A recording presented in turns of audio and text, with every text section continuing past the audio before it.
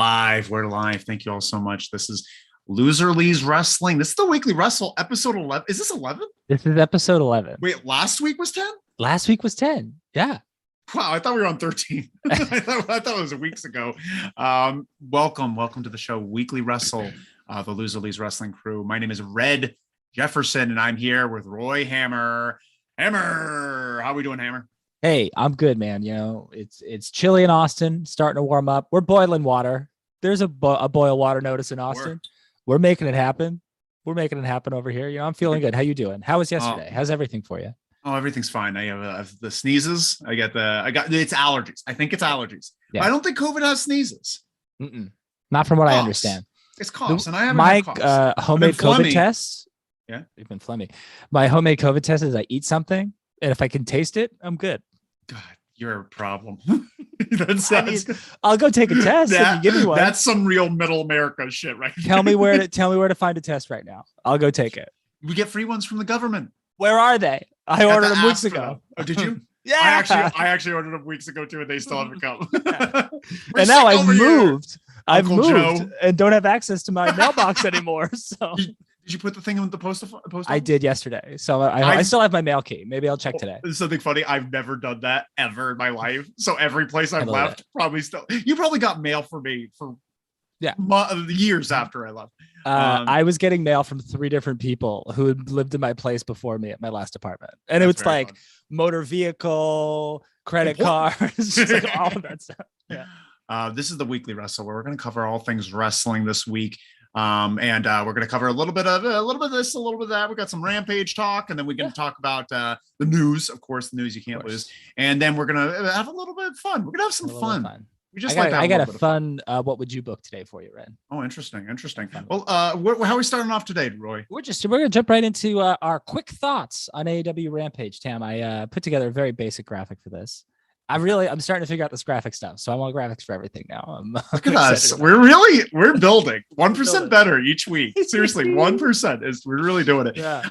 So Rampage was yesterday, and I guess my biggest takeaway from Rampage, I have 2. Yeah. I have 2, and I think they're Rampage was pretty okay. Yeah, I thought it was a good show. I thought Jay Lethal and Ricky Starks, great match. It really showed Jay Lethal what he could do. But the best part of the night is that they had 4 women's segments. Yeah.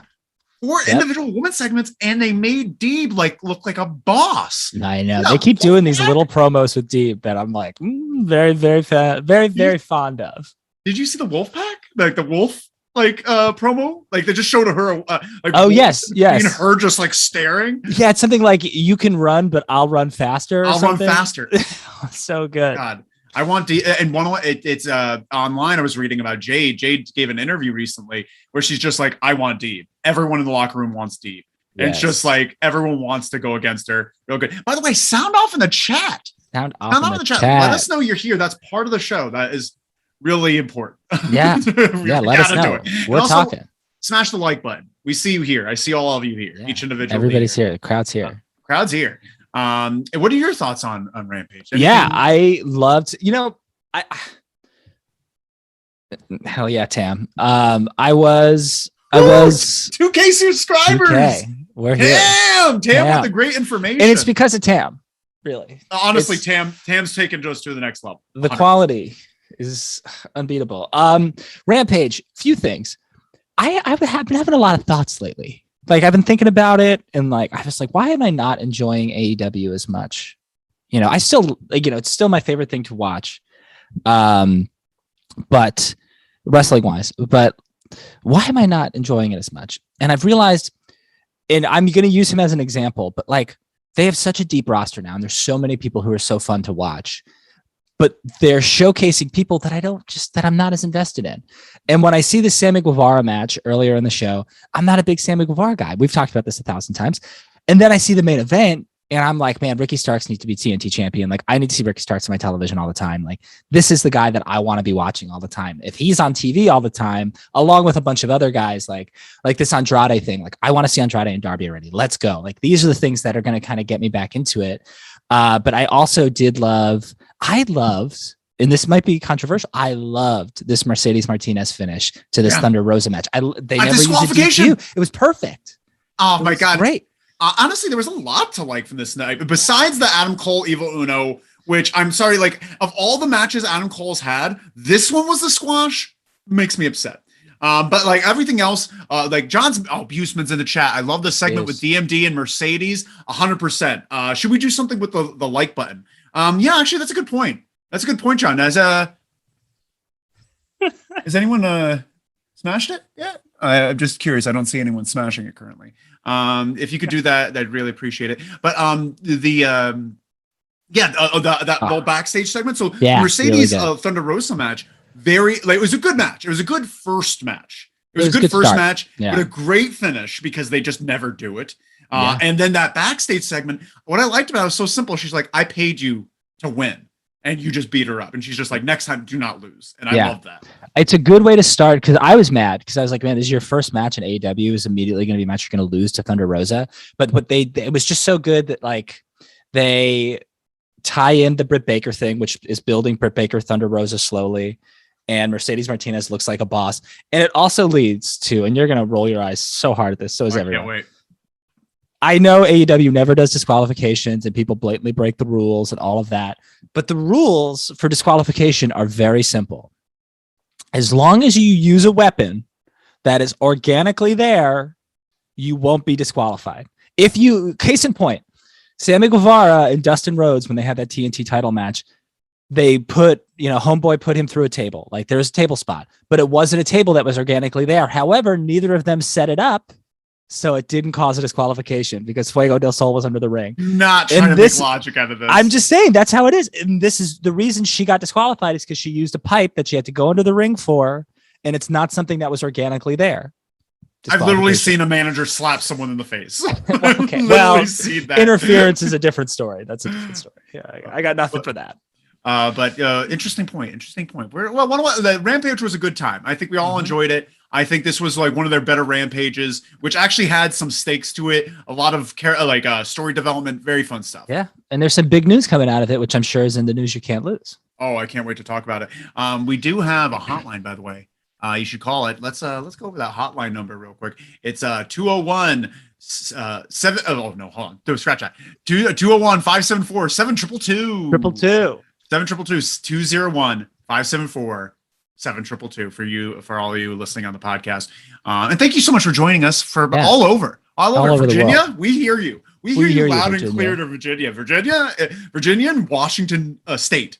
We're doing a tour soon. Huge LLW. Lose Leaves Wrestling going on the road to Virginia. Yeah. To Virginia and to Tacoma to visit S, which we're going to talk to S about a little bit later. About S. You haven't even heard it yet. Get ready for a receipt.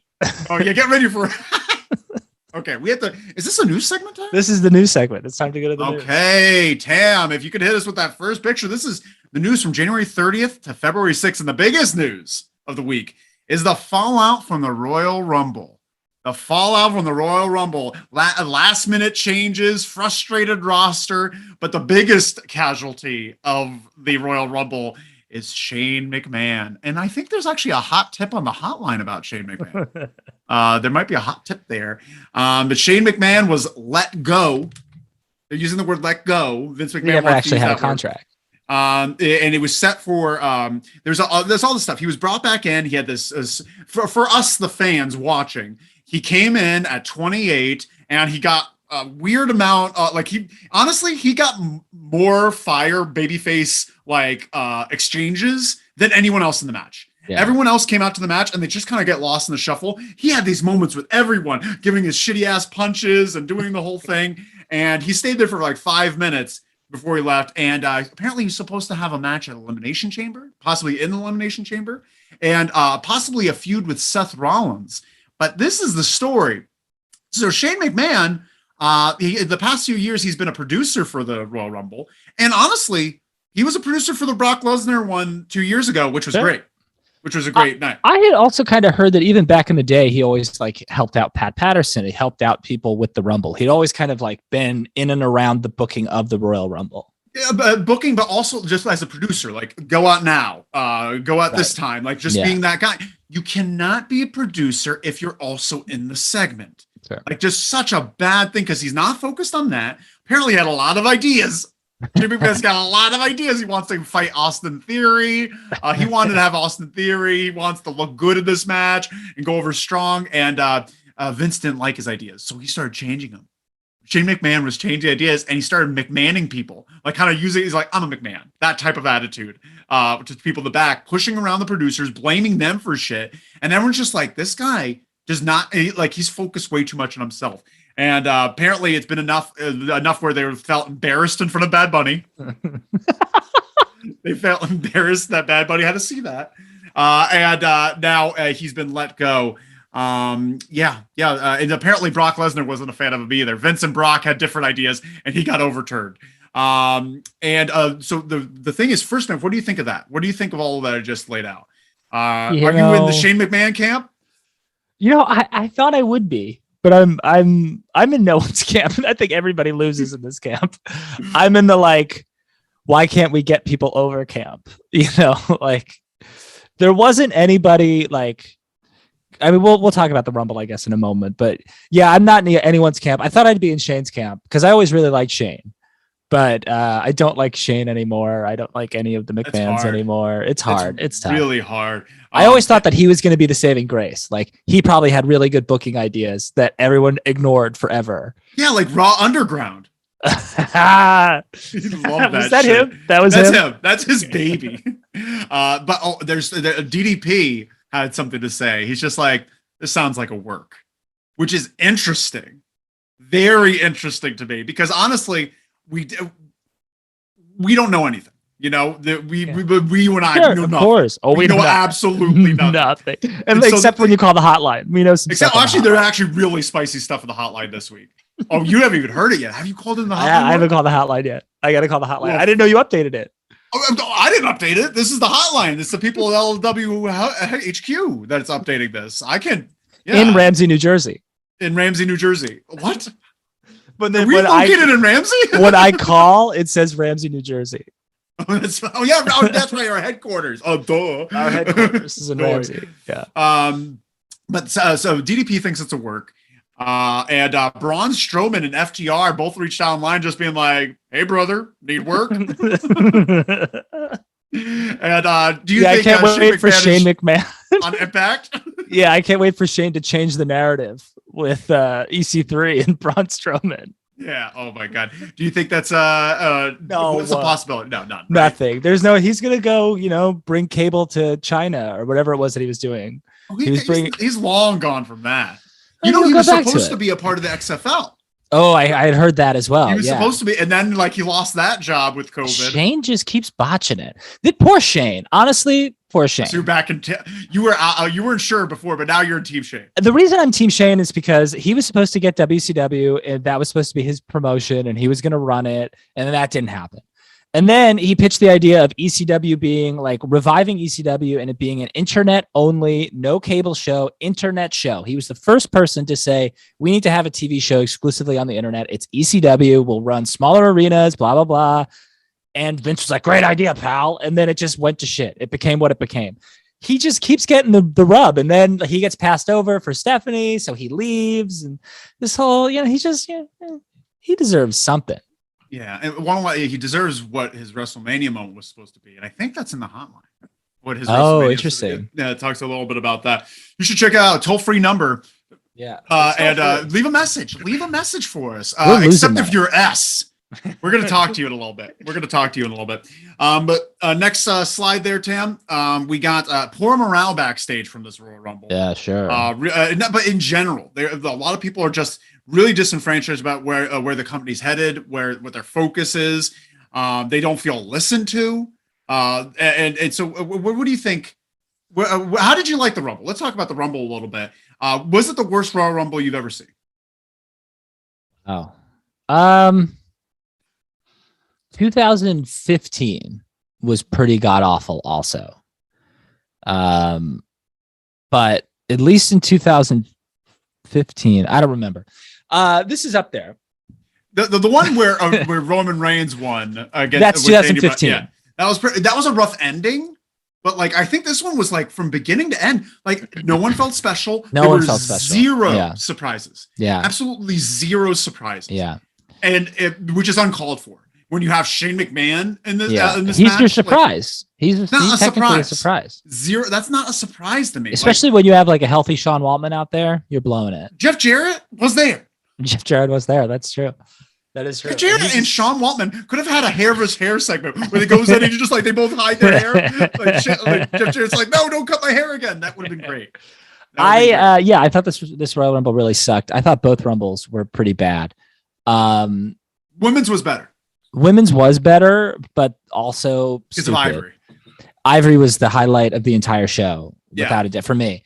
But yeah, I don't think it was good. I don't think the men's Rumble was good. And I walked away from that Rumble thinking, like, what does someone have to do to really get a meaningful push, like have a really meaningful moment? Like, you could have had an opportunity with AJ, who's just been in these tag teams for the last year, and like now it's time for him to break out, kind of elevate himself. No, he just got dumped at some point by someone. It's, whatever.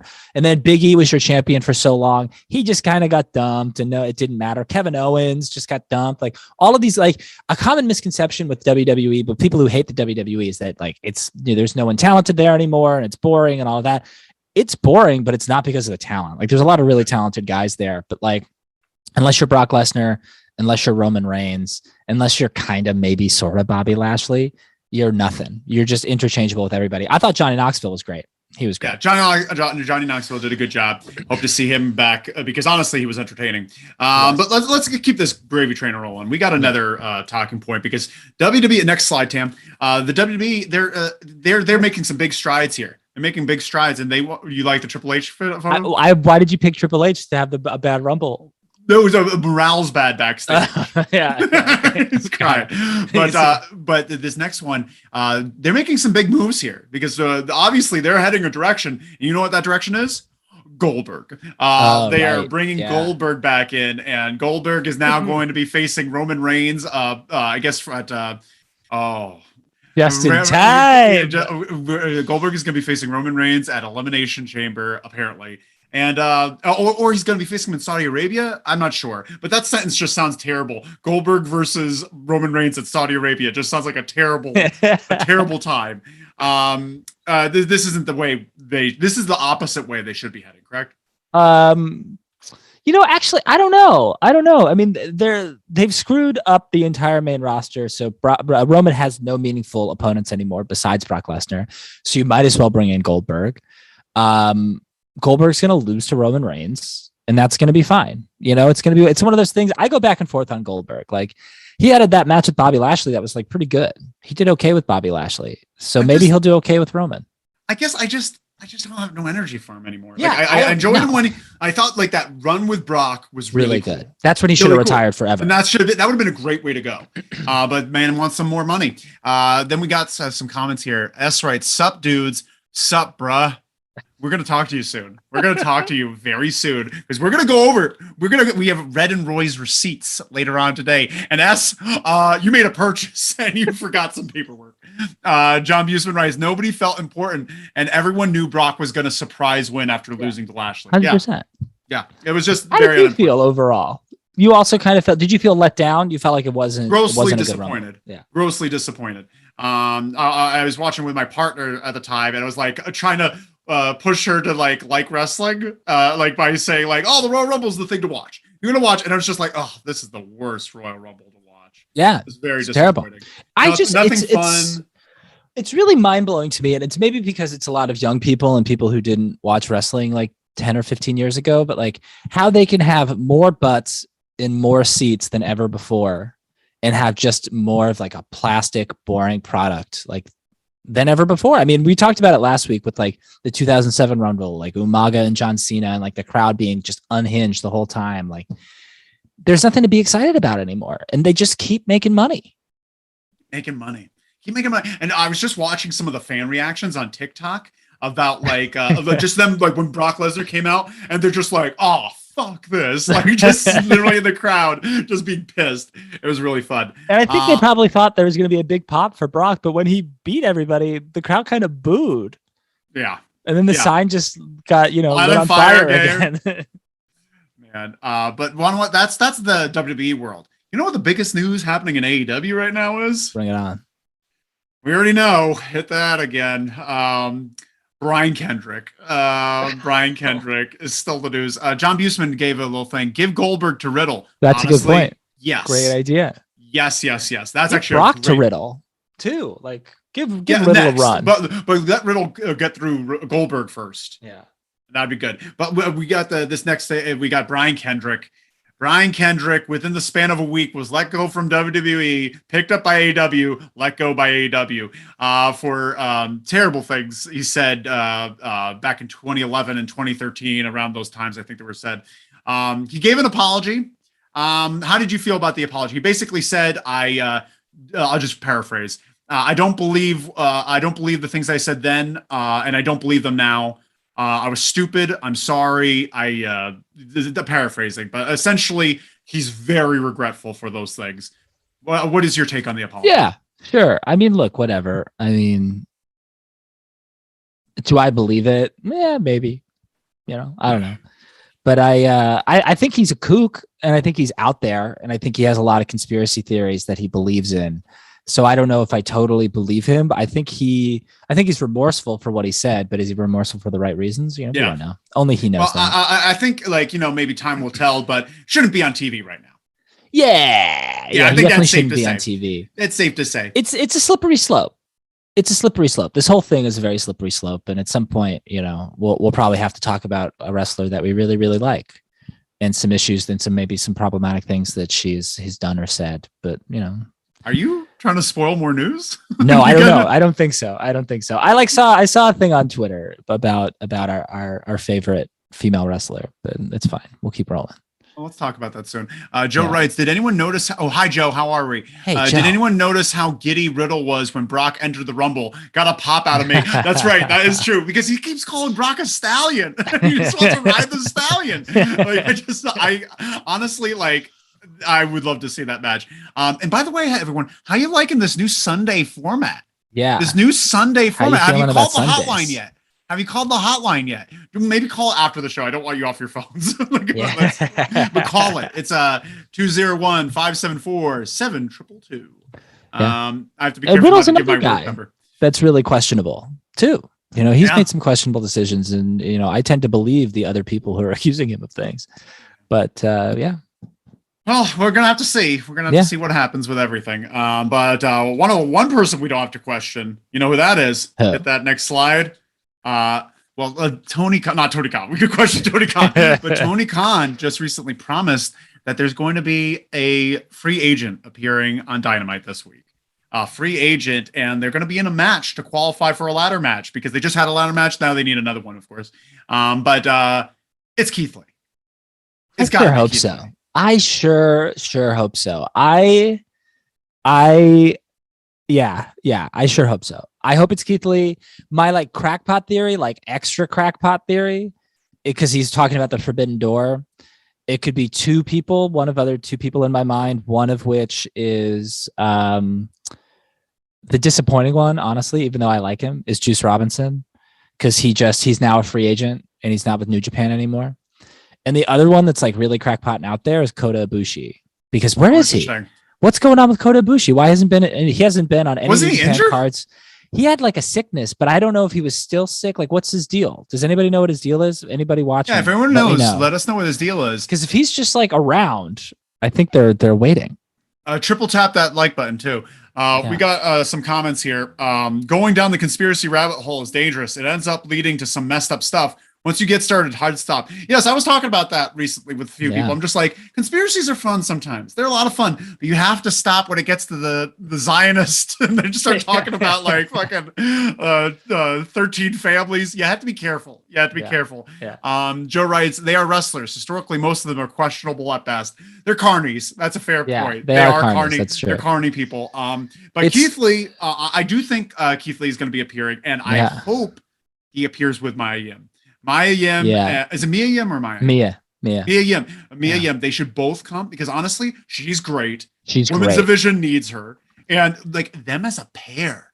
I keep thinking that they didn't do this before. They didn't do this with them, but them as a pair seems I think they would complement each other so much because he's this giant hulking guy, but he's also very well spoken and also like seems like a romantic nerd. And I could just imagine him being like Beauty and the Beast like type thing. He's just like very gentle, very gentlemanly with her, and then he's like a monster in the ring. Yeah. I mean, we know firsthand that Keith is a gentle man. Yeah, he's we're a very sweet man. I believe I appeared in a movie with him called Trolls. Me and him are in a movie. He plays the bailiff. I am one of the courts people. And Andy is too. Yeah, Andy Mack. I was fantasy booking. I think John Busman is in Trolls as well. John Busman. Everyone give a shout out to John Busman. I think Busman is that where you played a character? The late night host? Yeah, the late night host. Yeah.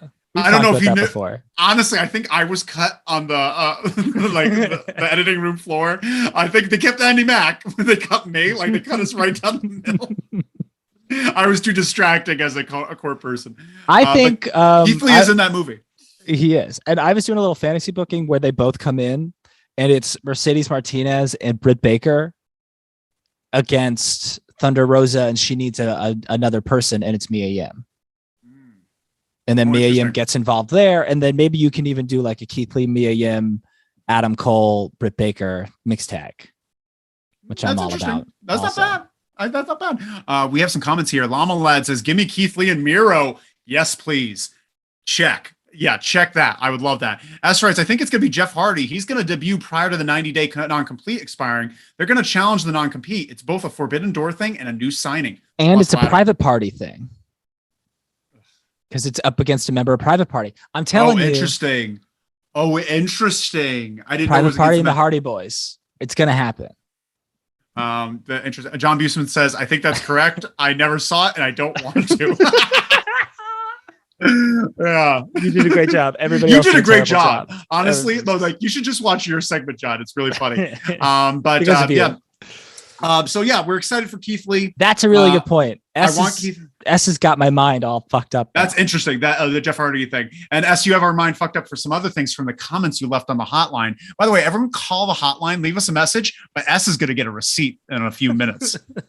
S is going to get a talking to. We're not done. We're not. John Busman says, ooh, you're damn right. Maybe smash the like button, S. Maybe we'll forgive you. Smash the like button. Tell your friends to smash the like button. I haven't heard this. Yeah, Roy hasn't heard it yet. I can't wait. We're just going to play it online. Hope you don't mind us. By the way, S, you have a radio voice. It sounds beautiful. Joe says, isn't Jeff Hardy still in a bad way? Doesn't he need rehab? Endless cycle for him, sadly. False. Joe, I am so glad you brought this up, Joe, because Jeff Hardy did not fail any drug tests. It was a premature firing. He just walked off. he just done. Walked off, but like all his drug tests came back clean. He's not in it. They asked him to go to rehab. He's like, no. And then they're like, well, we got to fire you. I think not once did he have a bad drug test. He didn't do anything. He just didn't want to be there. He was just sick of it. So yeah, he's probably going to be there. John Busman says WWE tried to get Jeff back and said his test came back clean. That's true. They wanted him in the Hall of Fame. They offered him a Hall of Fame spot and they said like, hey, come back for the Rumble. Did not want to. Not interested. Good.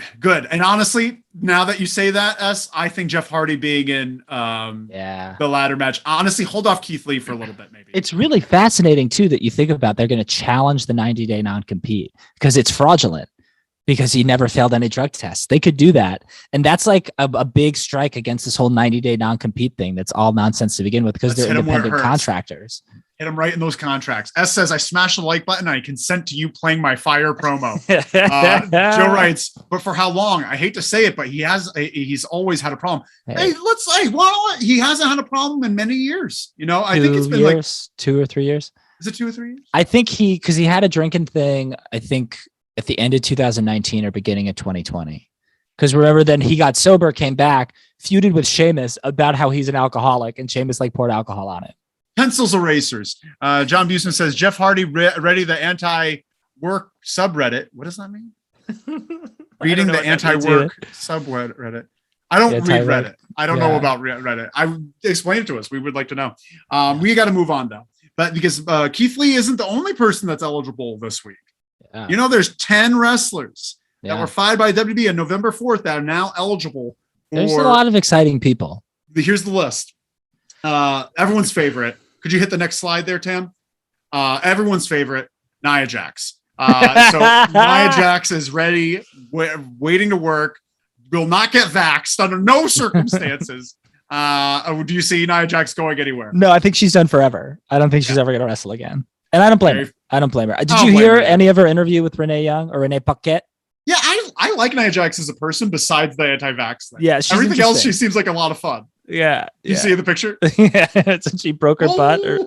My hole. My hole. That's it. Then we got, now we're going to go through these a little faster. Eva Marie. Yeah. No. Bye-bye forever. Lince Dorado. I think he could be fun in like a GCW and Impact. He's a good wrestler. We saw him live too. He did an Inspire show. Had a match against Sammy Guevara. Yeah, but Sammy probably smashed his face in with a ladder. He was aggressive. He was. Grand Metalik. He's already wrestling. He's wrestling for GCW right now. Oh, hell yeah. Good for him. Oni Lorcan. I like Oni. Biff. His indie name is Biff Busick. Perfect. And perfect. He's already wrestling. He should be called Bully Biff Busick. Yeah, he should be. He's Bully really Busick. awesome. Get rid of Biff. Bully Busick. I like Bully Biff. Yeah, that's pretty but good. Also like Bully. Or Biff Bully. Bully Ray's going to come after him, Screw him. Yeah, screw him. I think he's already also wrestling too. He's wrestling for a Boston-based promotion called Beyond Wrestling. Okay. He's ready to go. That guy. He's awesome. I love Oni Lorcan. Him and Danny Burch were a great team. Yeah. Great absolutely. Team. Then we got Harry Smith. Davey Boy Smith. Yeah, he should go to Impact. Yeah, have him feud with W. Morrissey. Now we're getting some of the interesting ones. Ember Moon, pick her up. TK, pick her up.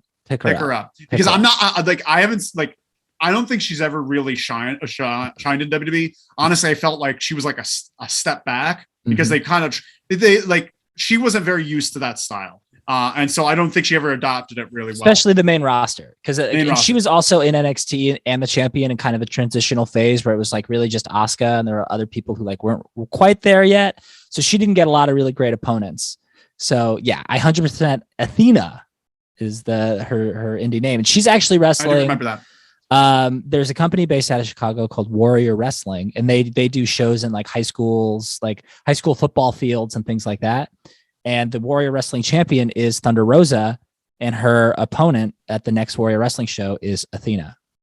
So, are you okay? You all right? Did you bite your tongue? Oh, go sneeze. I'm trying not to sneeze. But then we got Mia Yim. She's there. She's hopefully with Keith Lee. But then here's the last two: Scarlett and Killer Cross. Yeah, that's really interesting. Did you sneeze? Did you mute yourself and sneeze? I sneezed. Yeah, I sneezed. That's really interesting. They should be a duo wherever they go. They're a pack. And again, if I'm Impact, I go out of my way to make amends with them, to build a bridge, because they had beef with each other to get them going. I don't know if he's a good fit in AEW right now, but I definitely think he could go to an Impact, both of them, and do something really cool together. There's also Shane Strickland too. Ooh. What was it? Isaiah Scott in WWE, sure. But Shane Strickland, who I think is also going to go to AEW as well. And we'll see. Well, it's exciting to see all these people and where they're going to go. Yeah. But something that happened with AEW this past week, we had MJF versus CM Punk. Could you hit that next slide there, Tim? We had MJF for CM Punk, and on TBS, they've been doing real well in the ratings so far. Yeah. They've had their first dip. Yeah. This week. And it was the lowest one of the year so far since being on TBS. And it was CM Punk versus MJF in Chicago. Yeah. What happened? Well, also, I think their ticket sales weren't strong either for that run in Chicago, which was surprising too. I don't know what happened. Well, I guess we'll see. I don't think there's any way to really know what the deal is until, we see what happens next week. I mean, things happen, things rebound. I mean, half of America was, under multiple inches of snow. So maybe like weather had something to do with it and people not maybe having power. I don't know. Who knows? I'm making things up left and right, but you never know.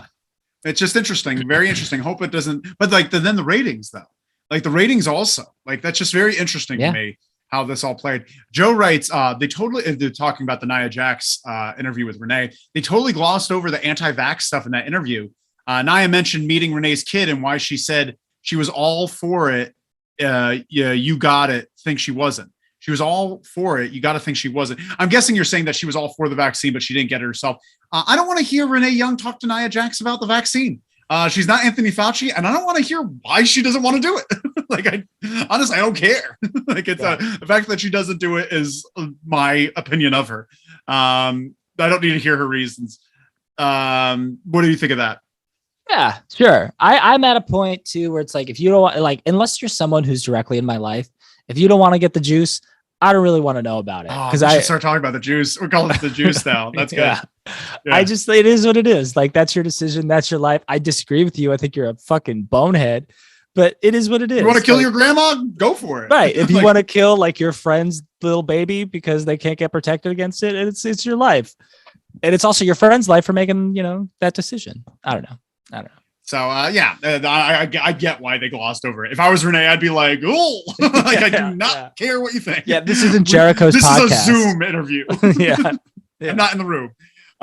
Moving on. Next slide there. Some bad news. We got some injuries. Lio Rush. Did you hear about this with GCW? So this was PWG. Yeah, I heard this is a big bummer. Apparently some fans were throwing shit in the ring. They were throwing like drinks and stuff in the ring. Yeah. And what's his name? Buddy Matthews. Buddy Matthews was going for the curb stomp and maybe slipped while doing the curb stomp and fucked up for Lio Rush. Yeah. And Lio Rush is now like out for a little bit. Lio Rush, my goodness, when it happens to Lio Rush, it comes in threes. It does. It really just every single time something happens good for Lio Rush, it's preceded by several things bad. Yeah. Several bad occurrences, and it's really a shame because he's a lot of fun, and I love him to talk. I love him to wrestle. Like, I want to see more of this guy, but he gets in his way, or the fates get in his way. I don't know. What do you make of it? Yeah, I think the best thing AEW could have done to Dante Martin is to pair him with Lio Rush for like a month. Because now every time I see Dante Martin, I just miss Lio Rush. Yeah, I don't care. You can pair him with Jay Lethal, his brother, whoever. You can't replace Lio Rush. Lio Rush is truly irreplaceable, and he's completely unique. I'm just shocked that Lio Rush gave some pretty good promos, and why that wasn't a reason to give him more mic time. Yeah, I feel like he gave some fire promos. Then they broke him up with the Team Taz signing Dante. We never heard him speak again. Yeah, I think there's stuff about that scenario that we don't know about. But I do think Lio. I don't know. It's Lio needs to do a podcast with Conrad Thompson. That's what we need. We need Lio to speak up. I don't know if you have this in your news, but congratulations is also due to Lio because he got a music deal with Universal Music Group. Oh yeah, Lio. Great job, some hip hop albums. Good for Lio. That's excellent awesome. Job, Lio. Very. I hope the best for him, and I do hope him to come back. But you know what? He's doing his own thing. That's fine. But we got a next slide there, Tam. We got another injury for our friend Rio, for a friend of the show, LLW fan favorite, Rio. What do you think I said? I thought you were saying Rio, RIO, like Rio someone. De Janeiro? Yeah, Rio de Janeiro. Sure. But Rio, she honestly, I've never claimed to be a big fan of Rio. But honestly, like, props to her. She broke her collarbone during the Battle of Belts with Britt Baker in the beginning of the match. That's true. Kept it going and never said a word to speed up the match. Kept the exact same match the way it was with a broken collarbone. Oh, yeah. And I've had a broken collarbone. Did you know this? I didn't know that. When did you break your collarbone? A freshman year of high school. I have one short shoulder because of it. Oh. So now I have one. It's starting to deform my body as I get older. It's definitely noticeable. But it's hard to work with. And she kept the match going.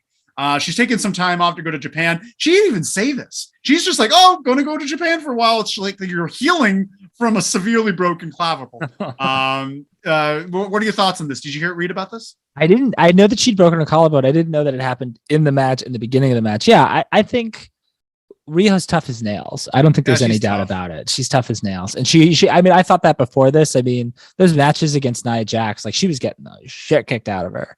And Nia she would Jax? always, not Nia Jax, I'm sorry, Nyla Rose. Rio versus Nia Jax sounds awesome. That's terrifying. That's really terrifying. Just grab him by the ankle and swing around like a lasso. Yeah. I mean, you saw what she did to many women in the WWE, all of the injuries that she gave. Honestly, I did listen to some of that interview, and she has pretty good explanations for Becky Lynch getting punched in the face, which I appreciate. I'm not so concerned about the Becky Lynch one. I'm more concerned about what was her name? She went back to Charlotte. No. She went back to Japan like a few years ago, like at the beginning of the pandemic. She went back to Japan. That's really gonna she was Asuka's tag team partner in the Kabuki Warriors. Kairi Sane. Oh, have you ever seen what she did to Kairi Sane? Have you ever seen what everybody has done to Kairi Sane? Well, Kairi Sane is very light. I don't know. She like would like throw her like into the stairs, but you know how that's like a very controlled move. It wasn't controlled. She would just throw her and she would just go head first into the stairs. Like there are a couple of like uchi ow wow spots. I'm not gonna put all the blame on Nia. Sure. I like Nia as a performer. Everyone gives her shit. I thought Nia was a fun performer. Yeah, I thought she did fine. Cool things, and I liked her in NXT a lot, and I liked her as a babyface.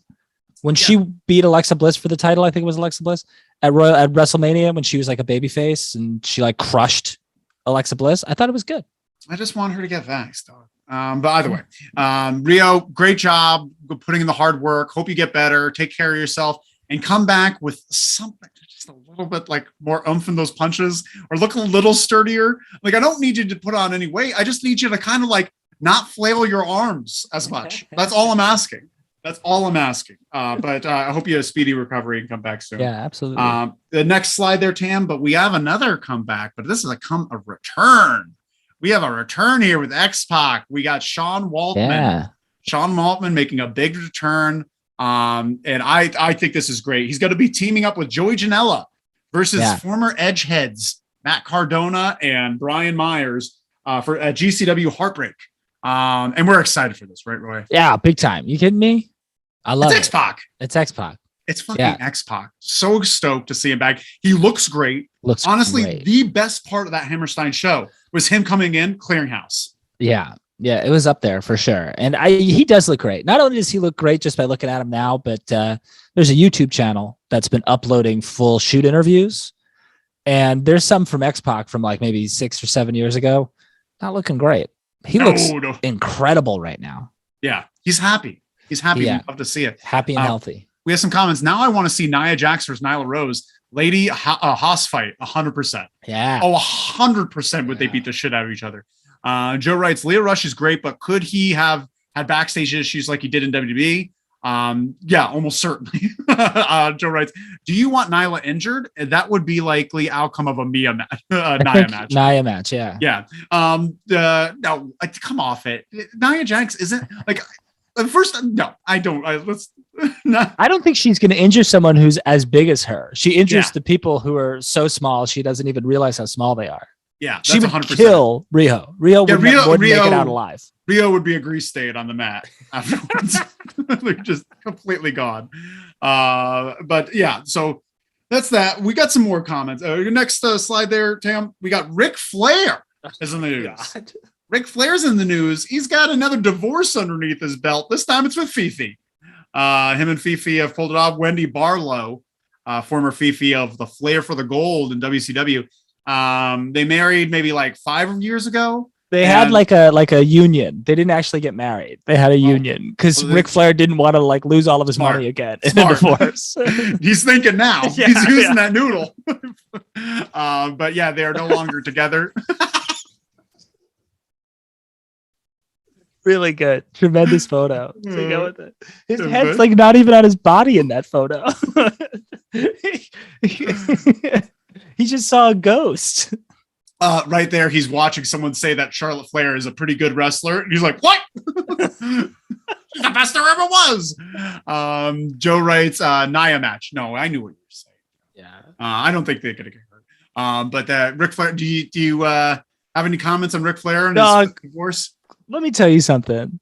He posted something. I wanted to go, if you get a chance today to look at the LLW Twitter page, I reposted a GIF of Arn Anderson hitting Vader with a spine buster. Whew, best to ever do it. Incredible spine buster. But as I was looking, as I was going to do that, I saw a post today of Ric Flair taking a photograph it's a photograph he took of a woman who looks just like Wendy, but it's not Wendy, in like a skimpy bathing suit. And he's like, I gotta come running. Woo! And so it just sounds like he left Wendy Barlow for another woman who looks just like her. And it's real scummy and real weird. I mean, he's a scumbag. Rick, whatever, Rick. I don't even know why I put this in my news. We have one more. We have one more piece of news here. The last one. Could you hit that tab? We got Mauro Ranallo. Mauro Ranallo is leaving the wrestling business. Oh. You know what he's doing right now? What's he doing? He's hosting a CBS reality show. Oh. Called Beyond the Edge, where several celebrities go into the wilderness and have to learn how to fend for themselves. That sounds great. Because Mauro's hosting it. Yeah. Interesting thing to do, but like honestly, I kind of see it. I could see him like a Jeff Probst, like a Survivor-y kind of guy. Absolutely. Yeah, I think he'd do a good job. I just miss him, you know? Yeah, so I just plain miss him. So and it's kind of sad. Joe writes, Nia's best contribution to WWE was my hole. That's not true. Her best contribution to WWE was breaking Becky's nose, because that was the coolest image. That was made like Becky Lynch. That made Becky Lynch that year and look a badass. Yeah. So Mauro Ranallo, we want him to come back, but it's not likely that he will anytime soon. Mm-hmm. But I think AEW, honestly, if they clean house a little bit, honestly, I think he should be one of the shows. I really do think, and this is my own wishful thinking, is that we've talked about it before. I really think Rampage should be live on Friday nights from 10 to 12. It should be 2 hours live, and you should have a completely different commentary team like a Morrow and a Taz. I think that's what we need. We need something different. We need a different feel, like a really I appreciate the red maroon carpet that they lay out for the entrance ramp to make it feel different, but give me a different announce team. Give me a different perspective, And the music honestly sounds exactly the same. Sure. They should have different feels. Remember Raw and SmackDown in 2002, 2003? Like Raw was kind of like a hard rock, and then SmackDown was hip hop. And that was the vibe of it. They had a hip hop theme song. They had theirs was all chrome. Raw was all industrial. Well, and if you're doing live, if you're doing Rampage live, you can do that, and I would hope that they would. But so I agree. I miss him. I would love to see Mauro back in wrestling in some capacity. Well, that's the end of the news. If you want to catch out one more news item, you better check out that hotline because it's really spicy. It's toll free. And it's you should leave a voicemail for us. Honestly, I was thinking, Roy, about keeping the phone lines open during our show. That's a great idea. I think we're going to start doing that. Maybe next week we'll have them open just during the show, and then you get the juicy hotline news afterward. But the hotline, give it a call, 201-574-7222. 222. So, Roy, where are we heading next? That was the end of the news. That's the end of the news. We're going to head to this a new staple of the Weekly Wrestle called What Would You Book? Red. What would you? I can't. We have to make a audio. Yeah, I stole it. I stole it from a 90s kid show. Sounds like a B-52s lyric. Joe writes, when you said Fifi, I immediately thought of Renee Dupree's dog. Old Rick gets around. That's terrifying. But I do remember the French Phenom's dog, Fifi, and Renee's Cafe. Yeah. That was his talk show segment. A lot of fun stories about Renee being a real piece of shit backstage. Yeah. And people being shitty to him in return. It always looked like he had a boner when he was You notice that? There's a simple way that you could just move your genitals to make sure that it does, but he always had it pointed downwards, so it always looked like, what's up, Renee? What's up? Yeah, that's a good point. We have to everyone look at Renee's package. So what would you book this week is an interesting one, Red. And it's one where I posed the question of, did this ever really even need to happen in the first place? Okay. Tam, feel free to go to the next slide here. I didn't put together a history tab this week. It's going to be more of an open forum, an open discussion. And everyone in the chat, feel free to chime in as well. Chime in. The topic this week is going to be the NWO coming to the WWE at the beginning of 2002. And before we get into the deeper side of it, just to give a brief rundown of what happens here. So the Royal Rumble happens and Ric Flair beats Vince McMahon, and Vince McMahon is ashamed. So he starts cutting these weird black and white promos that are really intense for no reason, where he's going to kill his own creation. Yeah, cancer, poison. Cancer. Yeah.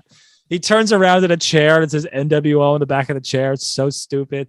And then the NWO, I was hyped on it though. I'm not gonna lie. I was 11 years old and I was pumped up because I loved the NWO. The only wrestling shirt I had bought basically for my entire childhood was a red and black NWO shirt that I cut the sleeves. Wolfpack. Yeah, I was. I cut the sleeves into like little threads because that's what New Jack did. And I wanted to be like New Jack. I'm black and silver for life. Hey, I like black and silver too. Give me Bret Hart. So then at No Way Out, the NWO appears. They debut and they basically go immediately after The Rock and Austin. And then at some point between No Way Out and WrestleMania, The Rock is going to challenge Hogan. And then they kill The Rock. They literally murder him by hitting a ambulance with a 16-wheel NWO truck. And then, they fight and Hogan basically turns babyface. And then the NWO carries on where they add X-Pac, Big Show, Booker T, and then eventually Shawn Michaels after Scott Hall gets released. And then sometime in late June, early July of 2002, there's like an 8-man tag, maybe a 10-man tag, and Kevin Nash's quads just explode. Yeah. And then the NWO disappears forever and never comes back again. So that being said, Red, my question never comes back again. When does it come back? They helped Sting. They helped good point. Sting at WrestleMania 37, 340, 32, 31, something like that. They were at, I believe it was New Orleans. But they come back out and they assist Sting in losing to Triple H. Yes. Yeah, that's a good point. That is the retirement of the NWO. So my question to you really is do you feel like this ever really needed to happen? Did the NWO ever really need to appear in the WWE? And if they did, how would you have booked them? So this is 2003 they came in? So it's right at the end of the Alliance was 2001. 2001. Okay. So what I would have done, I would have held off on the Alliance. That's what you had to have done. I do think the NWO should have showed up. They had to have shown up. They should not have shown up with Vince McMahon. That does not make sense. It should have, unless they built it in a way that he was behind the NWO the entire time. Like he is the reason he was trying to take over WCW from the. Oh, interesting. Now we're cooking. Imagine that. Imagine this thing where the NWO starts popping up again, but not with Vince McMahon utterly saying it. He looks like he's against it. He looks like it's like a problem. They're kind of like they're seeing this spot and they're showing up, and it's only to be to show up against people that Vince is adamantly against. But he's just like saying all these things, all pro WWE. He's going up to The Rock and just being like, Rock and Ric Flair's just like, I would never do this. I would never be a part of this, or something like this has to stop because I hate you, but I hate WCW more. Yeah. And he says all this stuff, but then we find out he's behind it. That'd be pretty cool. Yeah. But I would ultimately what I would have booked, I would have pulled. Everyone says this. Everyone probably already agrees. The Alliance should have been held off. The WCW invasion should have been held off until they could have gotten a few more players. Until you gotten these three locked in, the WCW invasion would never have worked. You needed these three in order for the invasion to work, if not more. But if you waited to around this time frame, you would have had them. This was 2002. I guess Scott Steiner came in 2003. Steiner would have been. He debuted. No Way Out. Survivor Series 2002. Perfect. Okay, so if you wait to the summer of 2002, where you had all these people now available, everyone from last year, and now this crop now, and then you start Lance Storm coming out to Super Kick, and then you have the Thrill Seekers doing their was it Thrill Seekers? Who are the Thrill Seekers? Mark Jindrak and Chuck Palumbo? Oh, the primetime play. No, that's gonna bug the shit out of me. Buddies, I don't know what they're called. The Thrill Seekers were Lance Storm and Chris Jericho. That's right. Were they the primetime players? The young rascals, or keep going. But either way, then you have them pouring out, and then you lead up to the you can't end off with DDP. You just can't end off. Honestly, what you would do, maybe with the invasion, you have it building, and you're having all these people slowly pop up, and then you have DDP, and then you have Booker T, and then you have maybe Scott Steiner at that point. You have these people all locked in, and you think that's it. You're like, oh, they're never going to work with Hogan, Nash, and Hall again. They're just not. WWE wouldn't work with them. And you could even spread that to the sheets, just being like, we're not working with those guys. It's understood that two of them, all three betrayed WWE specifically, and all three of them bring a natural born thrillers. Thank you, yes. Mike Sanders above average. Easily. But there's a reason enough to believe that you'd never work with them again. And so then you'd have a lot of major players, and then they have that big Survivor Series match where they're facing off against each other. And then it's just like Booker T and Scott Steiner left. And then you have like a lot of the WB guys still there. And then it's just like, oh, they're just going to squash WCW, and everyone believes that's what's going to happen, just like they did, like they would have done last year, the year prior. And then all of a sudden, just like shoo, shoo, shoo, like the NWO music hits. Yeah. And then they come out and destroy the rest of the team. And now you have this invasion that's now powered by NWO. Keep that going for a little bit. But you've also got Bischoff too. Now you have Bischoff too. Yeah. But but that's another person, even though that's another person, just like those three, you'd never believe he would join. So like, it would still be a surprise. It wouldn't be like it is now where it's just like, of course they'll do business with anyone.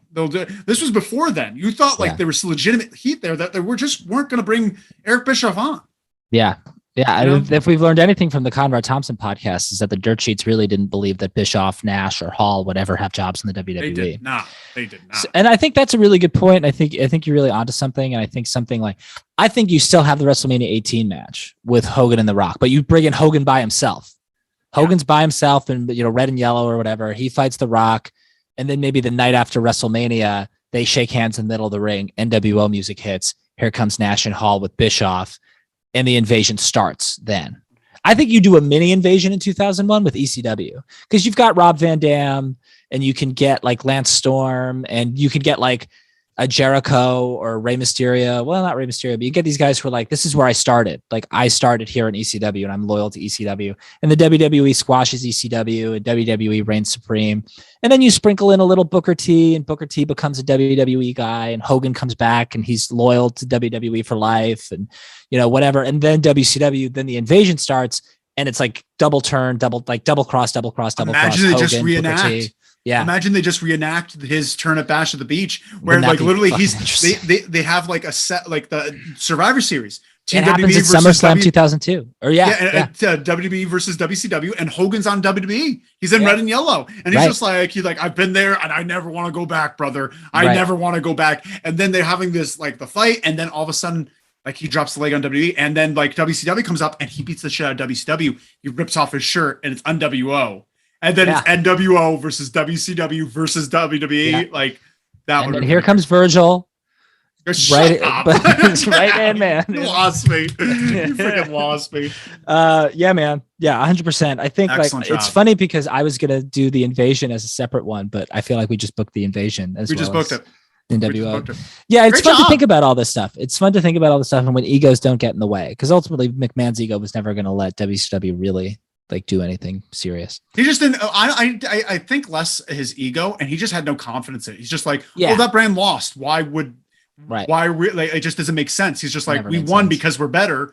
Why would we devalue us for a worse thing? I think it's part of ego in his brand, but also it just he had no faith in them. Yeah, 100%.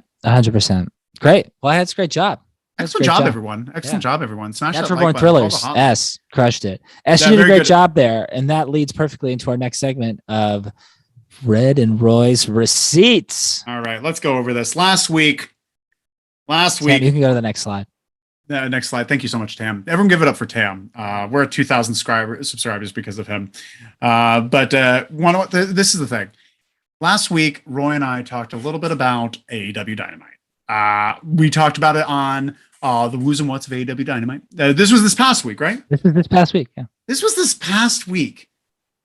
And we talked about how it was like a little rough. And we didn't necessarily enjoy it. Red and Roy's love that. That's a great. So silly. That's really great. Silly.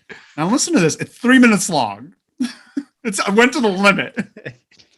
This is S, our friend S, a part of the LLW family, had some problems with what was going on. Long-time member, one of the original members.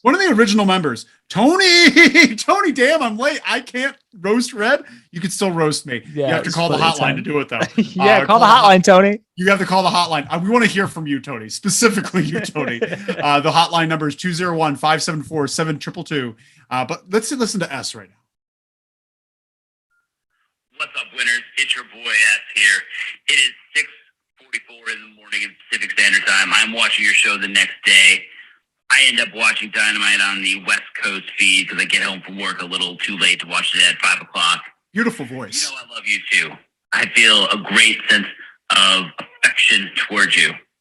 I gotta say, you all have lost the beat on this. You all are drunk on that haterade. You've been watching too much of the James E. Cornette podcast. This show was fire. This show was fantastic. I have no idea what's going on with your ability to perceive reality right now. Once again, love you all. Not an insult. You're fantastic. Red, you look great with that shaved head look. I totally agree, right? But I have no idea what's going on with this. A show doesn't need to conform to your specific idea. A show doesn't have to be fantasy built by you to be good. It can have its own quality. This show was fantastic. I am 29 minutes and 43 seconds into the show. You didn't watch the rest before you said this. But your opinions are terrible. I don't know what's going on with you. I'm very, very concerned. I'm concerned that, once again, too much Jim Cornette.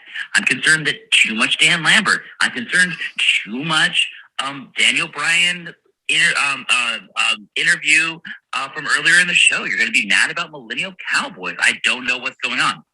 Brandy Rhodes, she was fire. What? I mean, that was a fantastic promo. The heat was incredible. The crowd was all over her.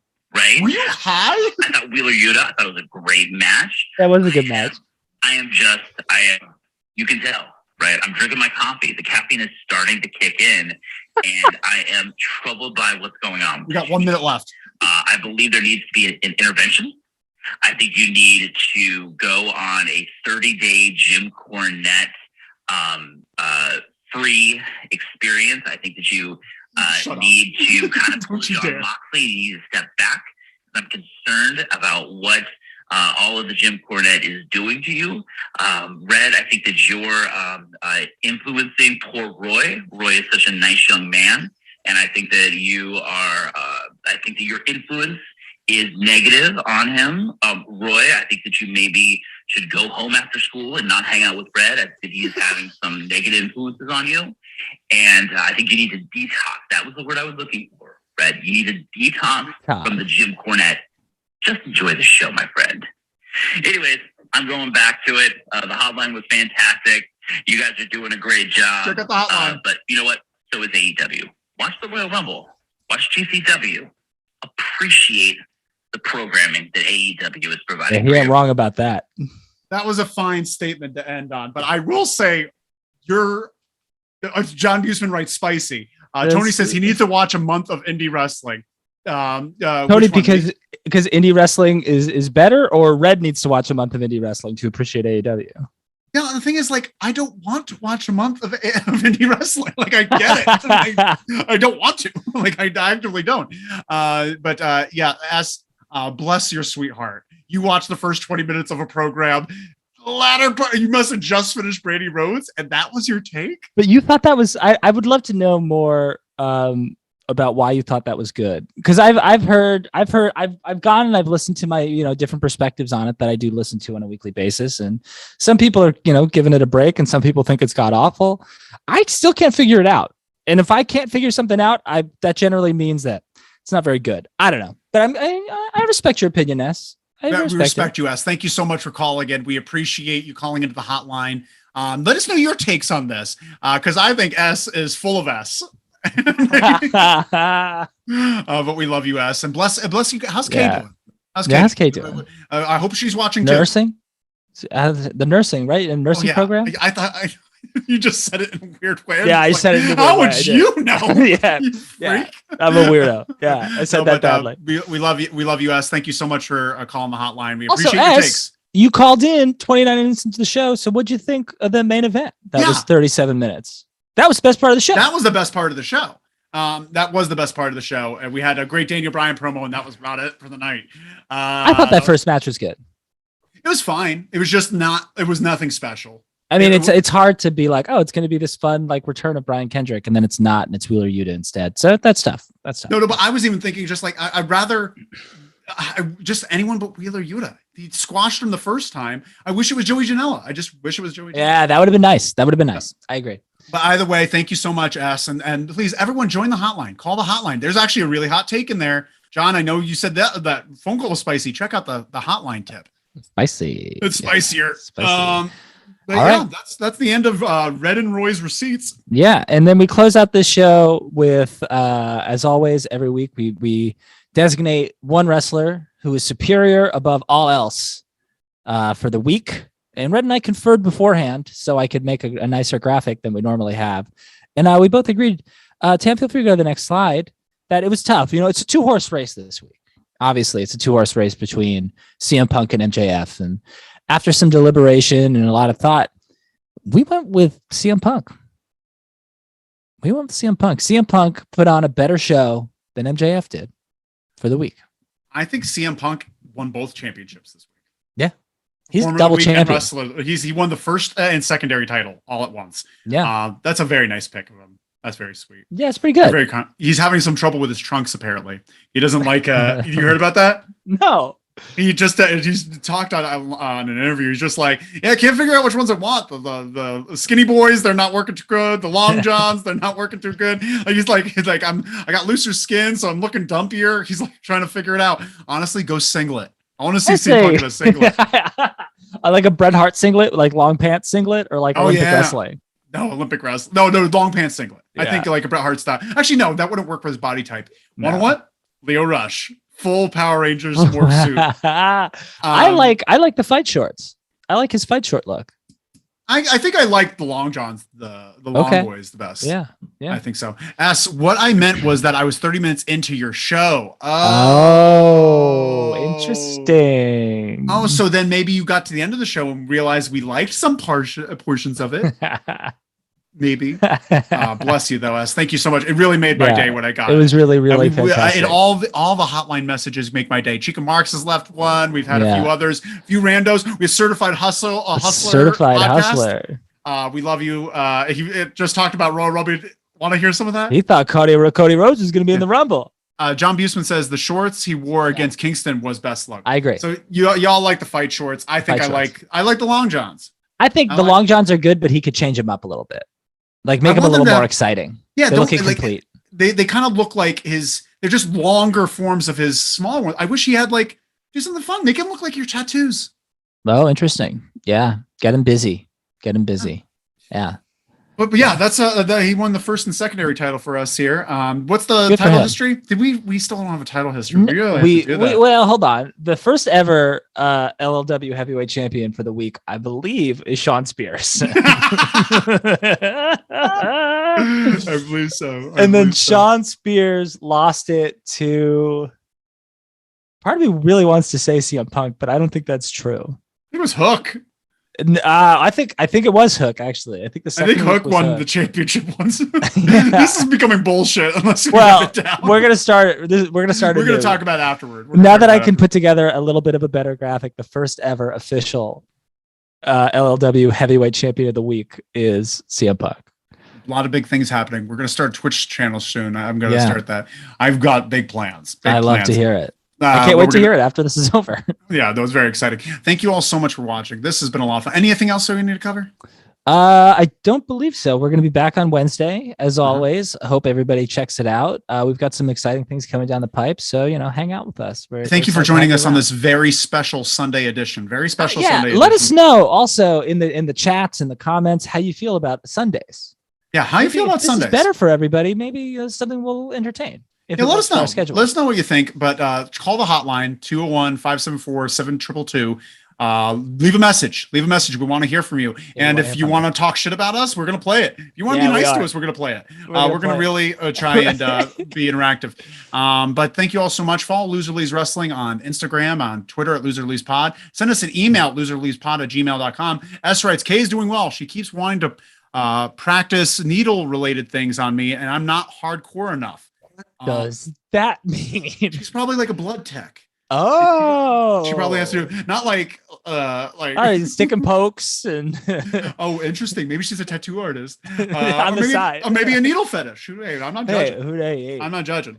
But life's too short to be, having. I've been told I have really good veins. I used to sell my plasma for money, and they used to have the trainees do me because they could find the veins super easy. When we're in Tacoma, Kay's got a body to practice on.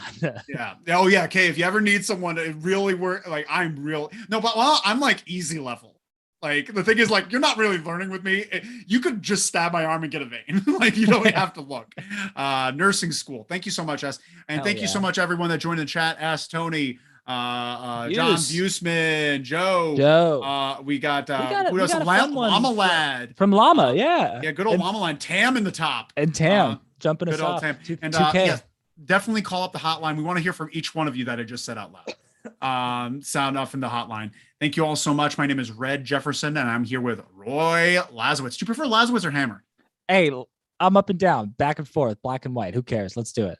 John Buseman, Plasma Gang rep. We have to talk shop. I want to have what you got. We'll talk. But thank you all so much. Have a great one. Bye. Bye. 4, 3, 1. Ole.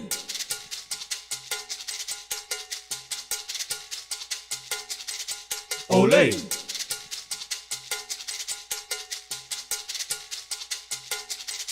Ole.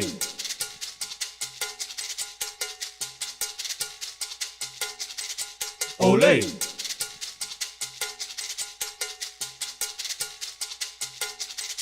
Ole.